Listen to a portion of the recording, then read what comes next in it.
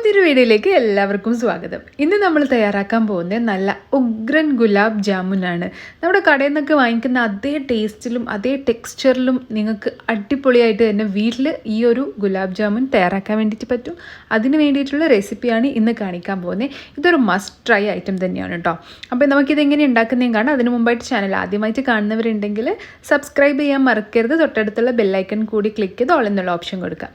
അപ്പോൾ നമുക്ക് 1 കപ്പ് പാൽപ്പൊടി മിൽക്ക് പൗഡർ വേണം. അതുപോലെ 1/2 കപ്പ് മൈദപ്പൊടി. ഇതിലേക്ക് നമ്മൾ 1 ടീസ്പൂൺ ബേക്കിംഗ് പൗഡർ ഇട്ട് കൊടുക്കുകയാണ്. പിന്നെ വേണ്ടത് 3 ടേബിൾ സ്പൂൺ ഗീ ആണ്. നെയ്യ് ചേർത്ത് കൊടുക്കണം. എന്നിട്ട് നമുക്കിതിനെ ഒന്ന് കൈകൊണ്ട് നന്നായിട്ട് മിക്സ് ചെയ്തിട്ടെടുക്കാം. ഇനി നമുക്കിതിനെ ഒരു ഡോ ആക്കിയിട്ട് കുഴച്ചെടുക്കണം. അതിന് വേണ്ടിയിട്ട് ഞാൻ പാലാണ് യൂസ് ചെയ്യുന്നത്. റൂം ടെമ്പറേച്ചറിലുള്ള പാലെടുക്കുക. അതൊരു 1/4 കപ്പ് പ്ലസ് 2 ടേബിൾ സ്പൂൺ എനിക്ക് വേണ്ടി വന്നു പാൽ ഇതൊന്ന് കുഴച്ചെടുക്കാൻ വേണ്ടിയിട്ട്. നിങ്ങൾ അത് പോരാൻ തോന്നുകയാണെങ്കിൽ കുറച്ചുകൂടി ചേർത്ത് കൊടുക്കുക. എന്നിട്ട് ഇതിനെ നമുക്കൊന്ന് മിക്സ് ചെയ്തിട്ടെടുക്കണം. ഇനി നമുക്ക് ഒരു 10 മിനിറ്റ് ഇതിനെ റെസ്റ്റ് ചെയ്യാൻ വേണ്ടിയിട്ട് മാറ്റി വെക്കാം. അപ്പോഴേക്കും നമുക്കിതിൻ്റെ സിറപ്പ് തയ്യാറാക്കാം. ഇതിവിടെ റെസ്റ്റ് എടുക്കട്ടെ. ഇനി 1 കപ്പ് പഞ്ചസാര എടുക്കുക. പിന്നെ വേണ്ടത് ഒരു 3 ചതച്ച ഏലക്കായ, അതാണ് ഞാൻ ചേർത്ത് കൊടുക്കുന്നത്. ഇനി ആവശ്യത്തിന് വെള്ളം ഒഴിക്കുക. 1 കപ്പിന് 2 കപ്പ് വെള്ളം എന്നുള്ള കണക്കിലാണ് കേട്ടോ എടുത്തിരിക്കുന്നത്. ഇനി ഇത് നമുക്കൊന്ന് തിളപ്പിച്ചിട്ടെടുക്കണം.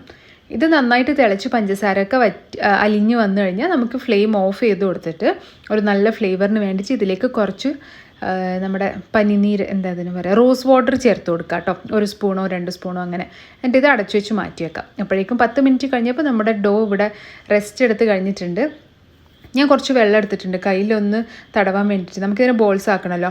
പിന്നെ നിങ്ങൾ 10 മിനിറ്റ് റെസ്റ്റ് എടുത്ത് കഴിഞ്ഞിട്ട് ഈ ഒരു ഡോ ഇങ്ങനെ ക്രംബിളായിട്ട് പൊടിഞ്ഞു പോവുകയാണെങ്കിൽ ഒരു 2-3 ടേബിൾ സ്പൂണ് ചൂട് വെള്ളം ഒഴിച്ചിട്ട് ഒന്നും കൂടി കുഴച്ചെടുത്താൽ ഇത് നല്ല സോഫ്റ്റായിട്ട് കിട്ടും കേട്ടോ.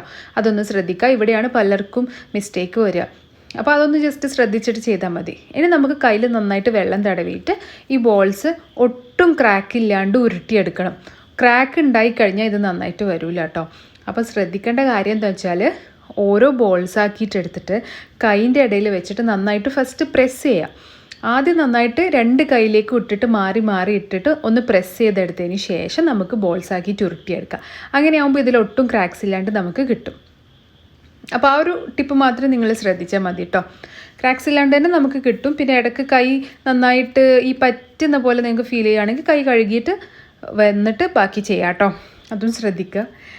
ഇനി ഞാൻ നെയ്യ് തടവിയ ഒരു പാത്രത്തിലേക്ക് ഈ ബോൾസ് വെച്ച് കൊടുക്കുന്നുണ്ട്. നെയ്യ് തടവാൻ പ്രത്യേകം ശ്രദ്ധിക്കണം, അല്ലെങ്കിൽ അത് പറ്റി പിടിക്കും. ഇനി ഓയിൽ ചൂടാവാൻ വെച്ചിട്ടുണ്ട്. ഇനി നമുക്ക് നമ്മുടെ ബോൾസ് ഇതിലേക്ക് ഇട്ടിട്ട് പൊരിച്ചെടുക്കാം. പൊരിക്കുമ്പം പ്രത്യേകം ശ്രദ്ധിക്കുക. മീഡിയം ഫ്ലെയിമിൽ ഇട്ടിട്ട് ചൂടായ എണ്ണ ലോ ഫ്ലെയിമിൽ വെച്ചിട്ട് മാത്രമേ ഇത് പൊരിച്ചെടുക്കാൻ പാടുള്ളൂ. എങ്കിൽ മാത്രമേ നന്നായിട്ട് വരുള്ളൂ. പിന്നെ ഇതുപോലെ ഒന്ന് ഓയിൽ ചുറ്റിച്ച് കൊടുക്കുകയാണെങ്കിൽ നമുക്ക് എല്ലാ വശവും നല്ല ഈക്വലായിട്ട് ഗോൾഡൻ ബ്രൗൺ കളറായിട്ട് കിട്ടും കേട്ടോ. ഇതുപോലെ ഒന്ന് ചുറ്റിച്ച് കൊടുത്താൽ. അതേസമയം ഞാൻ അപ്പുറം നമ്മുടെ ഷുഗർ സിറപ്പ് ഒന്നുകൂടി റീഹീറ്റ് ചെയ്യാൻ വേണ്ടിയിട്ട് വെച്ചിട്ടുണ്ട്. കാരണം നമ്മളിത് പൊരിച്ചിട്ട് നേരെ അതിലേക്ക് ഇട്ട് കൊടുക്കുകയാണ്. ഇപ്പം കണ്ടില്ലേ, എല്ലാ വശവും ഒരേപോലെ നിറം കിട്ടില്ല. നമുക്കത് നമ്മൾ ഓയിൽ ഇങ്ങനെ കറക്കി കൊടുത്തോണ്ടാണ് കേട്ടോ. ഇനി നമ്മൾ ചൂടായ സിറപ്പിലേക്ക് നമുക്ക് ഗുലാബ് ജാമുൻസ് ഇട്ട് കൊടുക്കാം. ഞാൻ ഫ്ലെയിം ഓഫ് ചെയ്തിട്ടുണ്ട് ഷുഗർ സിറപ്പിൻ്റെ. ഓൺ ചെയ്ത് വെക്കേണ്ട ആവശ്യമില്ല, ആ ഒരു ചൂട് മതി.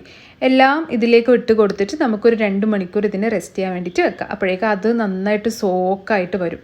അപ്പോൾ ഇത് നമ്മൾ അടച്ചു വെക്കുകയാണ്. ഒരു 2 മണിക്കൂർ കഴിഞ്ഞിട്ട് നമുക്ക് ഇതൊന്ന് ഓപ്പൺ ചെയ്തിട്ട് നോക്കാം.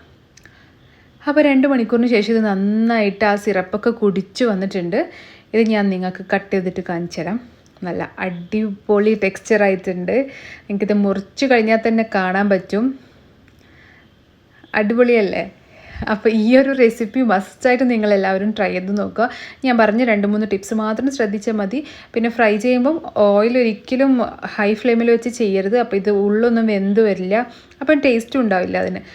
അപ്പം ഈ ഒരു ടിപ്പ് ആൻഡ് ട്രിക്സൊക്കെ വെച്ച് നോക്കിയിട്ട് നിങ്ങൾ ഈ ഒരു റെസിപ്പി ട്രൈ ചെയ്ത് നോക്കിയിട്ട് എങ്ങനെയുണ്ടെന്ന് പറയാം. മറ്റൊരു വീഡിയോ ആയിട്ട് കാണാം. അതുവരേക്കും this is me signing off. Take care.